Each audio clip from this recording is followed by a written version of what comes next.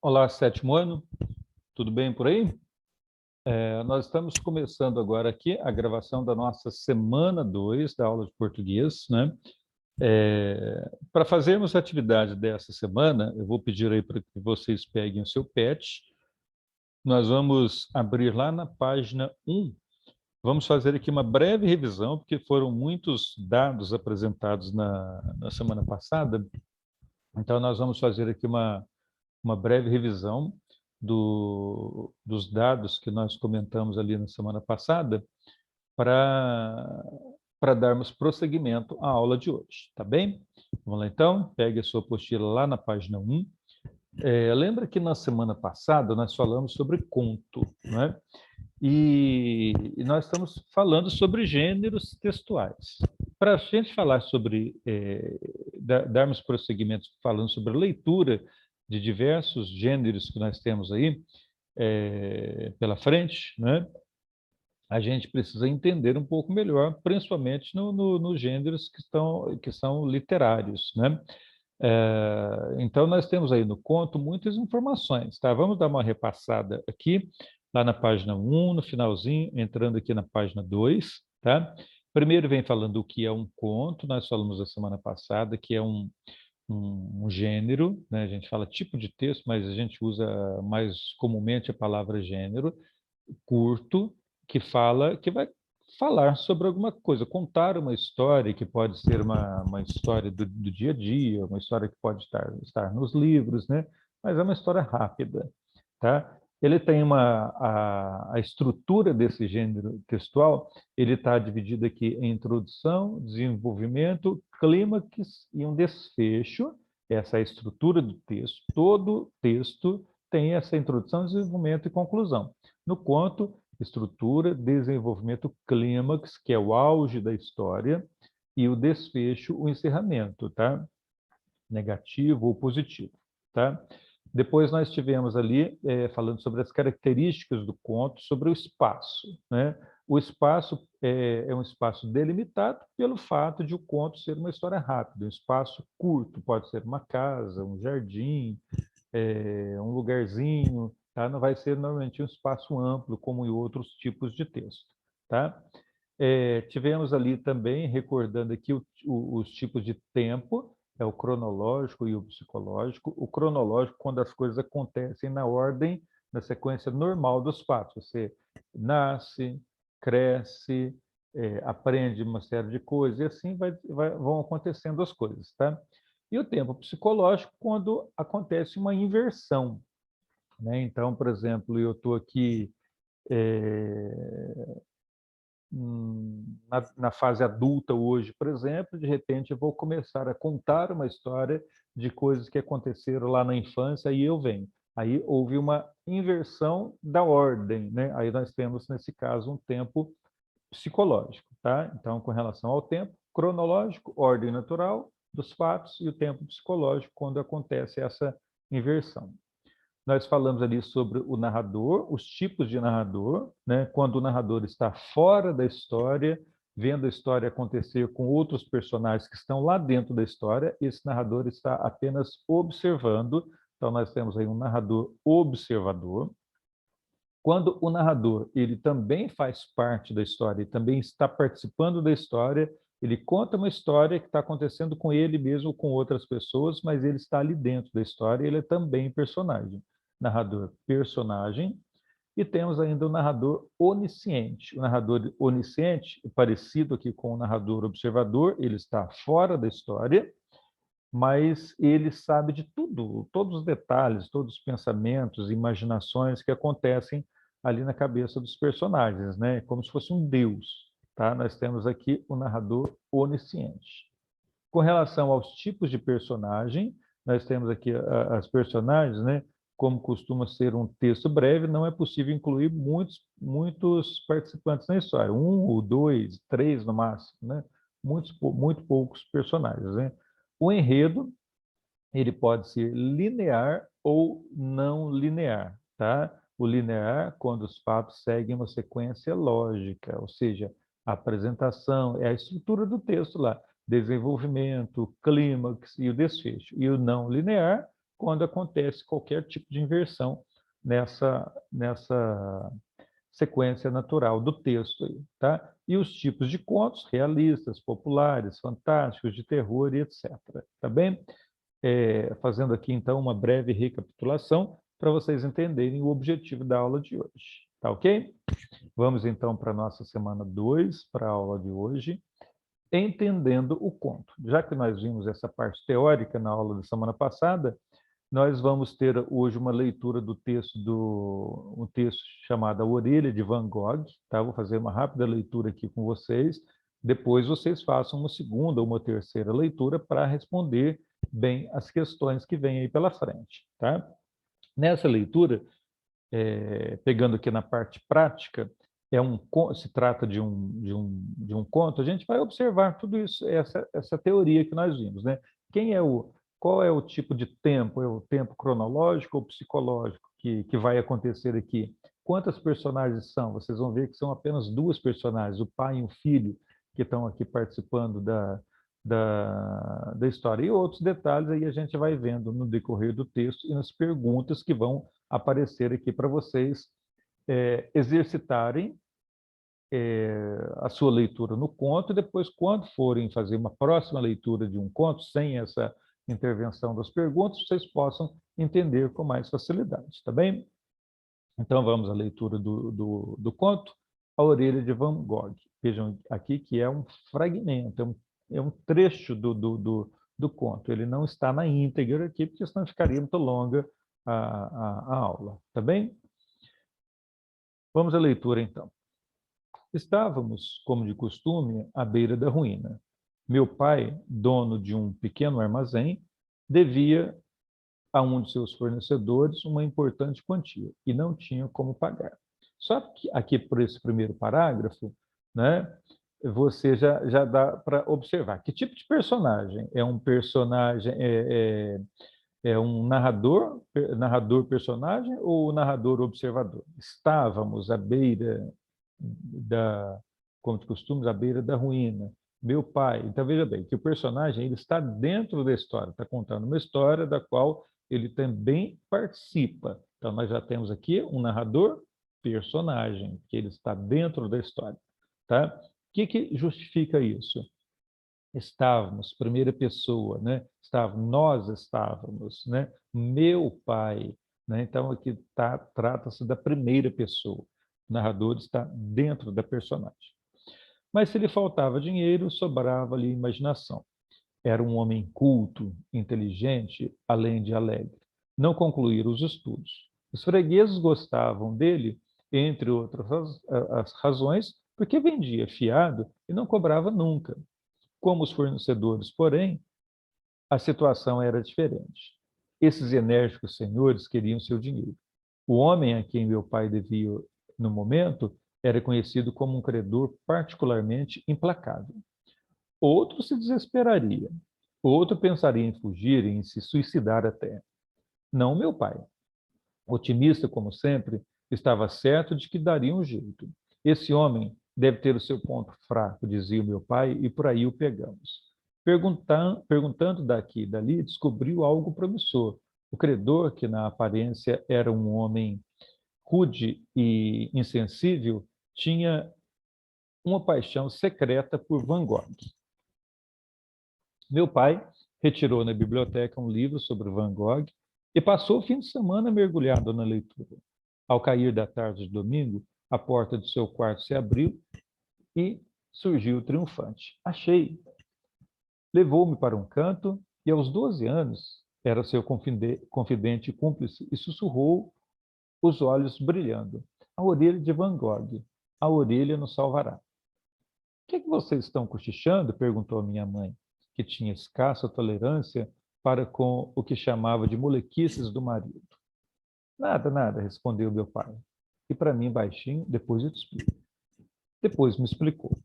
O caso era que o Van Gogh, num acesso de loucura, cortara a orelha e a enviara à sua amada. A partir disso, meu pai tinha elaborado um plano. Procuraria um credor e diria que recebera como herança de seu bisavô amante da mulher por quem Van Gogh se apaixonara, a orelha mumificada do pintor. Ofereceria tal relíquia em troca do perdão da dívida de um credor, de um crédito e de um crédito adicional. Que dizes? Minha mãe tinha razão. Ele vivia num outro mundo, um mundo de ilusões. A questão, contudo, era outra. E a orelha? Ele pensou, como é que meu pai vai arrumar uma orelha, né? A orelha olhou-me espantado, como se aquilo não tivesse ocorrido. Sim, eu disse, a orelha do Van Gogh, onde é que se arranja essa coisa? Ele disse, quanto a isso, não há problema, a gente consegue no necrotério. O servente é meu amigo, faz tudo por mim. No dia seguinte, saiu cedo, voltou ao meio-dia radiante, trazendo consigo um embrulho que desenrolou cuidadosamente. Era um frasco com formol contendo uma coisa escura de formato indefinido. A orelha de Van Gogh, anunciou triunfante. E quem diria que não era?